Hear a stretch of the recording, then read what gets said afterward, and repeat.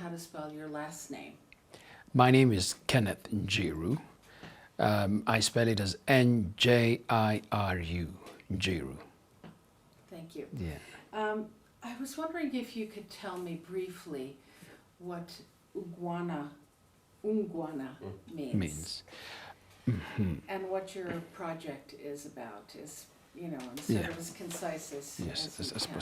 Ungwana means uprightness. It means being just. It means doing the right thing. Essentially, it means civility. And the Ungwana project, thus, is a project that is focused on changing the values, attitudes, and behavior of Kenyans, as it were, at least for now. And we have then crafted it as a national campaign, which is seeks to talk to the publics across the board, different generations, different organizations, the family, politicians, in terms of professions, lawyers, really trying to underpin the fact that values are essential, and that when you lose values, all is gone. More so because we now have a new constitution in this country, and it is premised on a value proposition and on a citizen who understands that he or she must engage substantively to be able to move this country forward. Now tell me a little bit about your, the work that you're doing with young people. Well, we engage with the young people mainly because they are the future of this country. And if you look at the demographics, they're about 75% of this population, which means that anybody who wants to take this country forward must engage with the young people to motivate them, to inspire them to move to the next level. And for us, we get very excited when we look at the Kenyan young people, you know, doing the athletics thing across the world, because it is young people who are winning and benchmarking themselves with the best athletes in the world and going out there and winning. And we're telling the other young people that you can replicate this in different areas of the society, more so because these young people who run really come from very challenged backgrounds, but they are able to overcome and they're able to become world beaters. And so within that, the young people are able to see themselves achieving. We are inspiring them from, should I say, even a spiritual perspective, because as we are told, you know, it must be of the flesh, of the spirit to save the flesh. And to that extent, we are telling them that there's something in you, and God does not make junk, and that if you crank up that something in you, then you're able to achieve the best that you can and become a Mungwana, as opposed to, there's another word we use, ushenzi. Ushenzi, on the other hand, means primitivity, backwardness, rudeness, crudeness, everything that we should not be. Ungwana means everything that we should be, made essentially in God's image. Now, tell me a little bit about why is it important to have meetings with, for example, with Path North, this group of people? What do you see as the purpose for this kind of exchange? Do you see anything in terms of how it might help and support the work that you're doing, or what is your impression of this kind of gathering? Let me first say that, well, meeting the whole Path North group is great. It's great because meeting people in itself is great. It's about, humanity is about people. It's about talking. It's about conversations. It's about sharing ideas, sharing experiences. It's about inspiring each other. It's about encouraging each other. It's about, you know, reaching out, and even Path North, reaching out to Path North, and Path North reaching out to us. And so for us, this gathering was very exciting. It was exciting to hear speakers like Eddie, you know, take us through substantive thinking, and which challenged us all in terms of asking the question of who you are and what you stand for, and whether your contribution is larger than basically your day-to-day bread winning you know, activities. And so I think it is great. And for even from an Ungwana perspective, I believe it is great because then the spirit of Ungwana is a spirit that is a humanity spirit. It's about doing good. And I think it is even possible. Sometimes I say, maybe Kenyans will just give the world Ungwana like the Japanese gave the world Kaizen. And so for me, I think it's a great experience. I've met great friends, and the spirit was amazing and uplifting, and we hope that we can continue doing this together outwards. That's great. There was one other question. Did you have anything else that you wanted to ask? Well, give us one example of the work that you're doing and where you saw it actually made a difference, you know, in one kid, one person. Yes. If you could just, you know, one anecdote, and you say, wow, you know, I'm doing something that really matters. Yes. And look at that. On your, yes. Can roll? One example I would like to cite is the Kenya Youth Empowerment Program that is being run by KEPSA. KEPSA is the umbrella private sector body, and they are empowering young people. And they had a project that was running, training 1,600 people on life skills. And the life skills program then came to be called Ungwana Life Skills. And we saw it within a period of about 1 month, transforming the lives of 1,600 young people. They came in and would start them off with an Ungwana talk on what a Mungwana is as opposed to the Mshenzi, and making them feel that there's something in them that they must access. Some of them came in as drug addicts, but through a process and counseling of some of the trainers that were there, they were able actually during the graduation process to actually stand up and say, I will never touch drugs again, and to say, I'll be a Mungwana, and to ask the other young people to hold them to account. I think that was very significant. You should have seen the energy at the graduation ceremony as they sang and danced, throughout the whole process. We had this competition through which we had asked them to elect a Mr. Mungwana and a Mrs. Mungwana.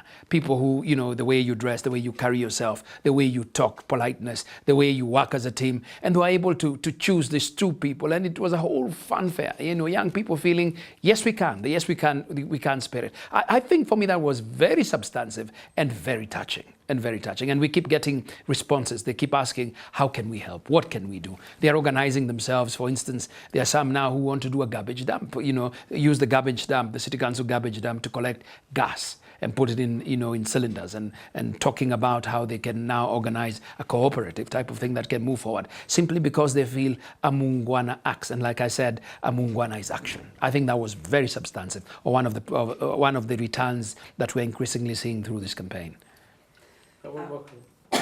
Sorry.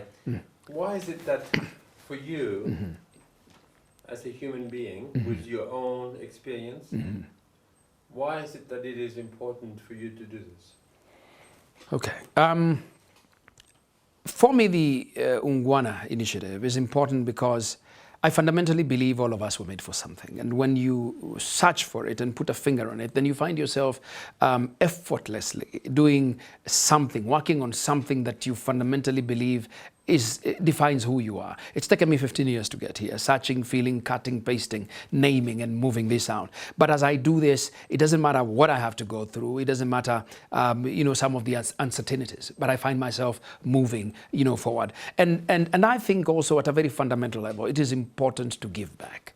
It is important to be part of something that is humming, something that is touching people, something that is making people lift up, something that gives people that impression and that feeling that, yes, they can. And in a small way, it may not be too big, but in my own small corner or big corner, whatever that may be, I feel great that I'm able to touch people, both old and young. People are able to say, I will do the Ungwana thing. I think that is very substantive. And that for me becomes a contribution, not only to this country, but also to humanity. To follow up with that, a lot of the Path North people in the States are corporate leaders, are business leaders. What do you feel, what do you want to say to them about what they can contribute, what their responsibility is on a, in terms of the global well-being?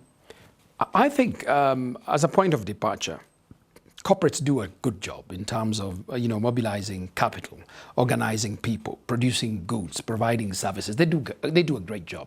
But I think corporates have not substantively engaged their full power for good.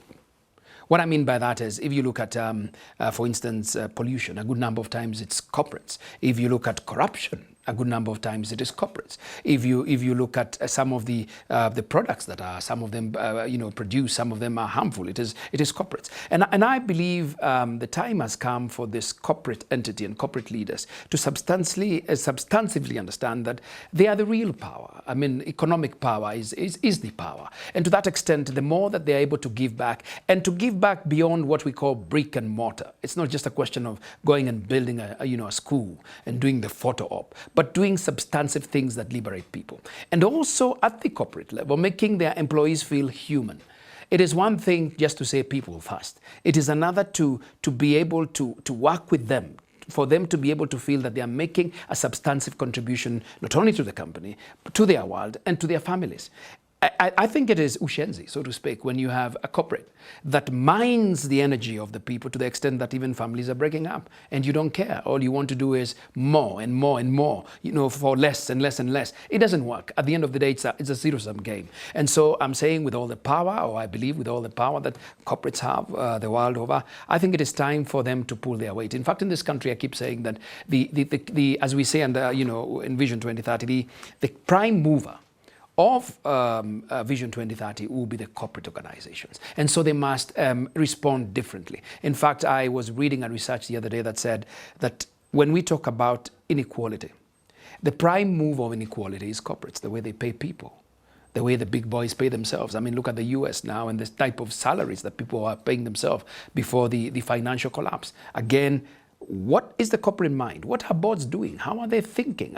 Do they understand substantively that they are part of the inequality equation, which is not sustainable, notwithstanding the fact that they're doing a lot of good things? I think we need to reformat the corporate soul so that as it is giving economically, it's also giving socially. It is helping us build humanity, not destroy humanity. I think that is fundamental. That's great. Now, my last question is, can you define the difference between ungwana yes. and mungwana? And ungwana and mungwana. Yes, you were using those. Yes, those two words, yes. Ungwana basically is the action. Like I said, righteousness, uprightness, doing good. That is ungwana. We have this Swahili saying that says, ada ya mja hunena mungwana ni kitendo, meaning a mungwana is action. And so the person who activates and leaves out ungwana is the mungwana. And to that extent, we are moving from the we to the I. We are holding each and every person, or rather asking each and every person to hold themselves to account. And so we talk about mungwana self-leadership. And we fundamentally believe you cannot be led before you've led yourself, before you leave a value system. Because if you don't value honesty, then you will not practice honesty. If you don't value teamwork, then you will not do teamwork. And so to that extent, we're saying the mungwana then leaves out ungwana. And on the other hand, again, when we talk about ushenzi, which is the opposite of ungwana, then we have the practitioner, the mushenzi. And like I keep on saying, if you watch the movie Lion King, you will see a hyena there called Shenzi. Yeah. Thank you. I have one more question. Yes. When an idea of yours become popular Yes. or respected, Yes. received, people respond to it, how do you remain humble? In connection to your idea, because you have to be the speaker for your idea, and therefore you have to be out there. Out there, yes. How do you remain humble, within yourself? I think my faith becomes very pivotal in that, and the understanding that this is larger than Ken. Many things that have happened beyond my control. Doors open, not because I opened them, but because I believe God opened them. I have friends I've grown up with who will always tell you, hey, that was not a good thing you said, especially if I may even extend it to the group that we met with Path North, the men's prayer groups, who basically within those tables we bear ourselves. I have my wife who will tell me, hey, that wasn't good, and I've learned to listen to her promptings and her advice. But I think most fundamentally, it is really a question of deep and a deep understanding that it's not about me. And in fact, just the other day I was telling myself consciously that it is time I started working on my own self-succession. Look for somebody who can carry the message, because I think that is very fundamental, and slowly start stepping back. This is why the next stage of this campaign is really about creating trainers who can go out. In fact, I have avoided, as to a good extent, going out to the media. I would rather our public service announcements go out. So it's a balance. It's a balance. And yes, sometimes you receive the flack. You hear people saying, this is about you. And I say, it's not about me. It's about giving something to people they can use. Any more than Ford Motor Company is about Ford when you're driving a Ford car and you've bought a Ford car. So that is how I see it. But that question is substantive. And I pray to God that He holds me down, so to speak. Beautiful. Thank you. Thank you. Thank you so much, Yeah. really. Thank you. Yeah. A